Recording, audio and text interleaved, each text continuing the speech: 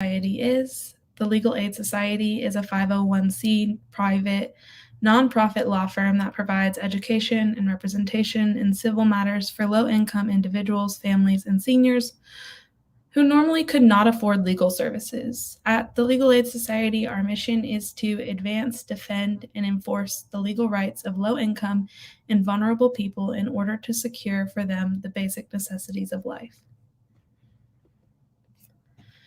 In our service area, over 440,000 individuals live at or beneath the federal poverty line. There is one legal aid society attorney for every 13,000 citizens who might need our help.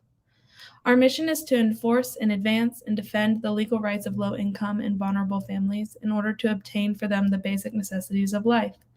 The Legal Aid Society is committed to the principle that all citizens are due equal representation under the law. The Legal Aid Society is committed to providing the best resources available to low-income people in all 48 counties to protect their livelihoods, their health, and their families. We have 32 attorneys and 8 offices providing help across 48 counties who are available to provide direct representation to thousands of people each year. The demand for services far exceeds the resources to provide them, as we spoke about earlier. We serve multiple counties and different areas of practice. Some of our areas of practice are bankruptcy, consumer protection, education, elder law, employment, family law, and domestic violence, health law, housing, immigration law, juvenile law, mortgage, foreclosure, public benefits, and tax disputes. We have 8 offices that serve a total of, I think, 40-ish counties. 48 counties. 48 counties. We have the Clarksville office, the Gallatin office, the Oak Ridge office, the Tullahoma office, the Columbia office, the Murfreesboro office, the Cookeville office, and the Nashville office. I do want to let you know that while we are going to be giving you some information about the food stamp program today, the information in this presentation is not in place of legal advice. Each case is different, and each case is different and needs individual attention to give you a definitive resolution. The first thing that we want to talk about is just maybe a general overview of what SNAP is. So SNAP is sometimes known as food stamps, is a program that helps in-need people buy food. And what can be bought with SNAP benefits is that SNAP benefits are loaded onto the EBT card once each month, and the household can use the card to purchase food and non-alcoholic beverages. Typically, the household cannot use their SNAP dollars to purchase hot foods, such as deli chickens or non-food household items like paper towels, shampoo, or cleaning supplies. These EBT cards look like your typical credit or debit card and are accepted at most grocery stores and many convenience stores. Yeah.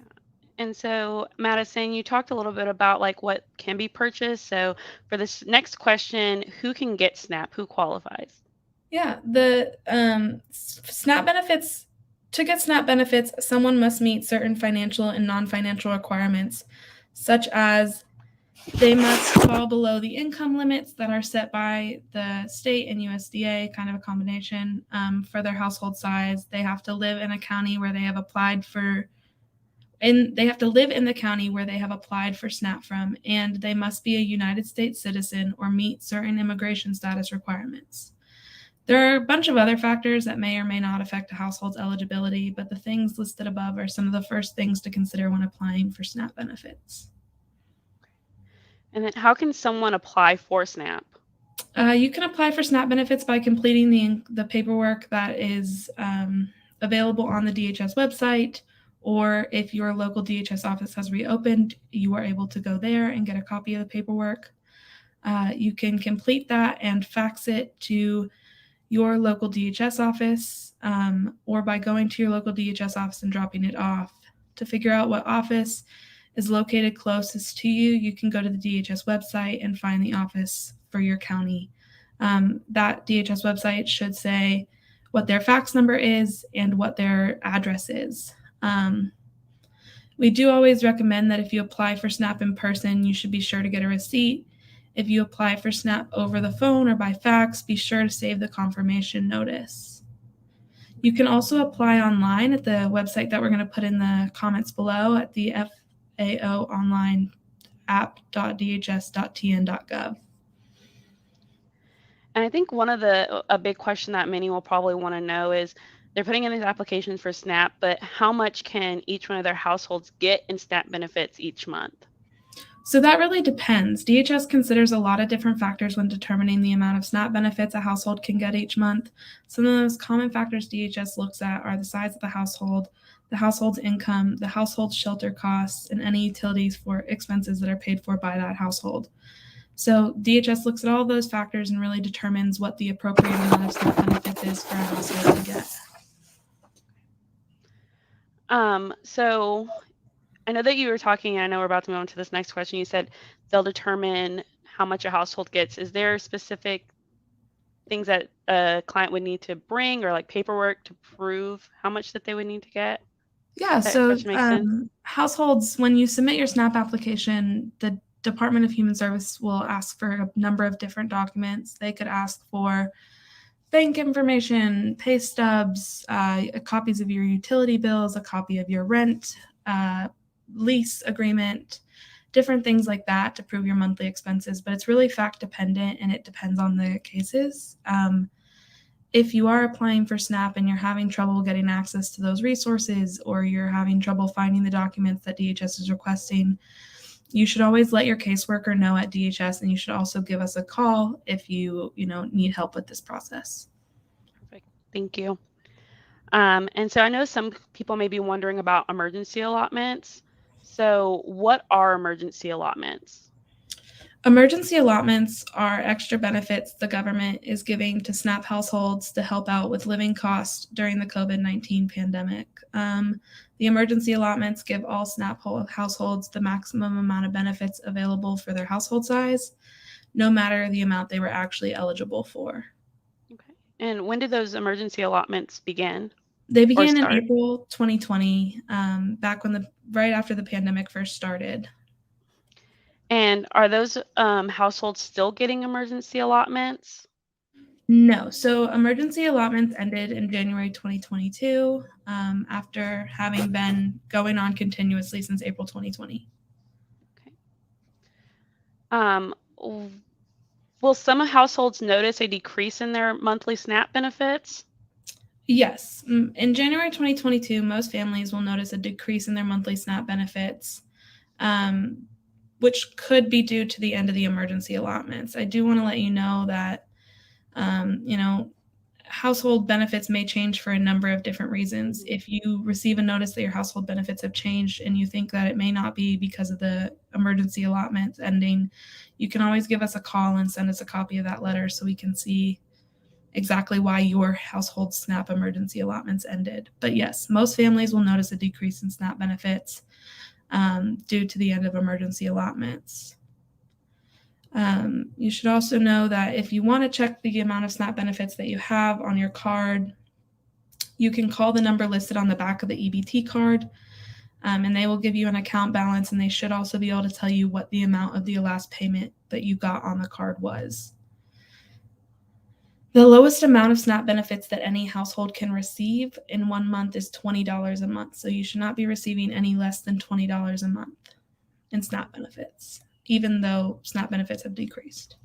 Got it. And if they are, you're saying that they need to reach out to us? Yes, they should reach out to us. Perfect. Do you happen to know if emergency allotments will come back? We don't know if emergency allotments will come back into the future. That decision is up to the state of Tennessee, and they base it on a number of different factors. At this time, there's no indication that they're going to bring those back, but things could change. And if we, hear if they are coming back, we will give you any updates that we can at that time. But as of right now, we do not know if emergency allotments will return in the future, and we do not have any indication that they are going to. Got it. Okay. What should a household do if they think that they are getting the wrong amount of SNAP? They can call our office at the 1-800 number, 1-800-238-1037, 1443, and we can run a budget to make sure that they're getting the right amount of SNAP benefits. They could also call their caseworker and just check on all the information that the caseworker has. And can a household do anything to get more SNAP benefits per month? Yes, a household can make sure that DHS has their most up-to-date information for their income and expense information. That's the best way to make sure that your family is getting the most amount of SNAP possible. And then how can households make sure DHS has their correct income and living expense information? If your household has experienced any changes to their income or living expense situation since you first applied or since your last recertification period, you can submit what's called a change report form to DHS to make sure that they have the most up-to-date information. We've put a link to where the change report form can be found in the comments below. And sorry, I'm just adding. So I want to make sure to add that link to the chat comments. Yeah. Getting a little delay here. But yes, so that form is now posted in the chat comments. And you will have to scroll down and look. It's called the change report form. It's not just a link directly to that form, but to a list of forms that DHS has. Look for the one called change report form, and it is available in multiple different languages, I believe. Perfect. Thank you so much, Madison. Can households with elderly or disabled members do anything else to increase their SNAP benefits? Yes, so if a household has someone who is over the age of 60 or is disabled, they can submit any medical expenses that they have, and it may increase the amount of SNAP per month that that household gets. Some of the medical expenses that can be submitted are travel costs to and from the doctor, medications, doctor copays, insurance premiums. If you have anyone in your household, in your SNAP household, who is 60 and older, you can go ahead and submit those medical bills, and as long as DHS gets them and can consider them, you may receive an increase in SNAP. And I know that SNAP is such a wonderful program for many, pretty much in regards to food security, but are there other programs that can help households with the cost of food? Yeah, so there are other nutrition programs out there. I think one of the bigger ones is WIC, which is a program that provides pregnant, breastfeeding, and postpartum people and children under the age of 5 with additional nutrition resources. You can be on WIC and food stamps at the same time. WIC has different income requirements. And if you have any questions about if you or your family members are eligible for WIC, you can always give our office a call and we can give you more information about it at that time. I also would say that if you're a family who maybe is not eligible for WIC and has received a big cut in your SNAP benefits and you're struggling to keep, purchasing your food, also contact your local food banks for help. If you need help finding resources for food banks in your area, you can reach out to your local LAS office, and we may be able to set you up with some contacts in that area as well. And so I know that you wanted to talk a little bit about disaster SNAP and for those who may be affected by the December 10th tornadoes. Yeah. So can you just explain it to us for a little bit? What is disaster SNAP? So Disaster SNAP is a SNAP program that offers food purchasing help to households who have suffered damage as a result of a natural disaster. It's kind of like an offset of SNAP program. It is still run by the Department of Human Services. It is just has a couple different rules about it. So it's not exactly the same, but it is an important program that a lot of families could benefit from. Okay. And who qualifies for or to get disaster SNAP? So as part of the Disaster SNAP program, people who are already on SNAP can get extra benefits for a limited time, are qualified to participate, and people who are not on SNAP and would normally not be eligible for SNAP may be able to get some SNAP benefit help as a result of the tornado. To be eligible for disaster SNAP, you do have to have been affected by the tornado on December 10th and live in one of the 12 counties that was affected. I'm going to list these counties off here, and we will post about this later on tomorrow and make sure that you have resources to this as well. But Cheatham County, Dixon County, Davidson County, Gibson County, Henderson, Henry, Lake, Obion, Stewart, Sumner County, Weakley, and Wilson County were the 12 counties that members of those counties are eligible to get disaster SNAP if they were affected by that December 10th tornado. Okay. And then how would these individuals or these households living in those counties apply for disaster SNAP?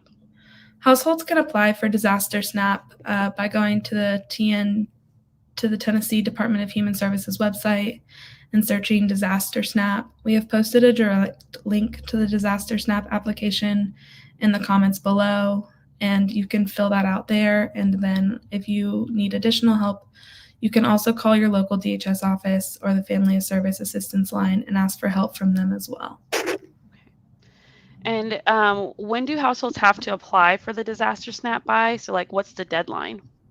So households have from Monday, February 14th, 2022 until Friday, February 18th, 2022 to submit their applications for disaster SNAP. It's a really short application window.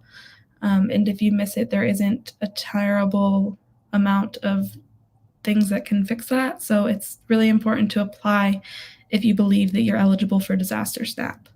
Mm-hmm. And Madison, I know that these weren't one of the questions presented, but is there anything that they need to provide with that application in order to get those benefits? There are a couple different forms, so it depends on exactly what walk of life you're coming from. If you're already a member of SNAP, the SNAP household, you will have to provide certain documents. And if you're not a member of a SNAP household already, like you're applying for disaster SNAP for the first time and you're not already receiving those benefits, you do have some normal application questions and you may have to provide different documents. It just is really fact dependent in these cases, so it's kind of hard to say what they'll have to submit at that time. Okay. And when you say a part of a SNAP household, can you give a little bit more clarity? So if you're a part of a SNAP household, it means you're already somebody who's receiving SNAP benefits, and somebody who's not a part of a SNAP household is somebody who's not receiving SNAP benefits at this time. Perfect. Okay. Thank you. And so I'm trying to give a little second on our end to make sure that there's no questions in the chat. We'd like to open up the floor if anybody has questions regarding some of these SNAP updates. Give me one second, but we have posted all the links in the chat. So there are quite a bit of links as well as our phone number, and our phone number is listed on the screen if you want to call in and have questions about SNAP.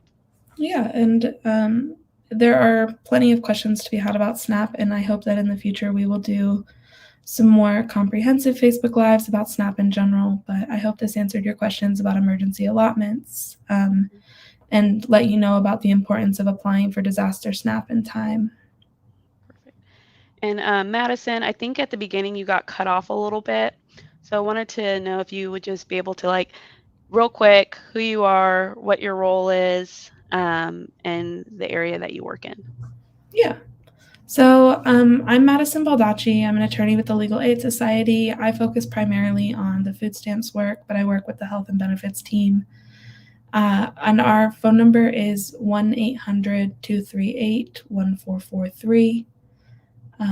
That's kind of a little bit about me. All right. Well, I don't see any questions in the chat, but if you're a person who comes in and starts streaming a little bit later, definitely leave us a comment and I'll make sure to get these directed back to Madison or one of our HB Health Benefits and Education team members. Thank you all and have a wonderful day. Thank you. Have a great night, you guys.